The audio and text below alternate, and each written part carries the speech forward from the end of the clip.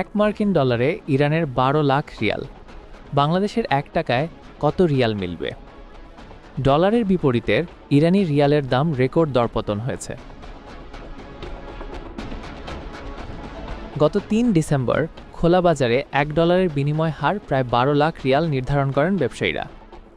মূলত যুক্তরাষ্ট্র ও পশ্চিমাদের নিষেধাজ্ঞার কারণে ইরানি রিয়ালের মূল্য শুধু অবনতির দিকেই গেছে।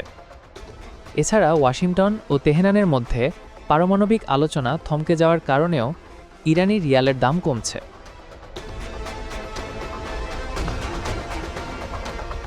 বাংলাদেশি ১ টাকায় কত ইরানি রিয়াল পাওয়া যাবে? সর্বশেষ বিনিময় হার অনুযায়ী ১ টাকায় ১০,৭০০ ইরানি রিয়াল পাওয়া যাবে। তবে ইরানে ১০,০০০ রিয়ালের মূল্য খুবই কম। এই অর্থ দিয়ে সেখানে একটি বোতল পানিও পাওয়া যাবে না। সর্বোচ্চ হলে একটি চকলেট পাওয়া যেতে পারে। রিয়ালের দরপতন ইরানের সাধারণ মানুষের উপর ব্যাপক প্রভাব পড়েছে। দেশটিতে ইতিমধ্যে খাবারের দাম আরও বেড়েছে, যা দৈনন্দিন জীবনকে কঠিন করে দিচ্ছে।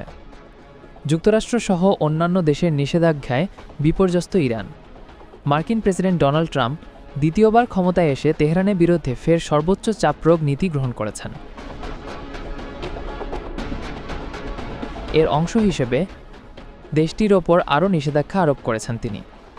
এছাড়া পারমাণবিক কার্যক্রম নিয়ে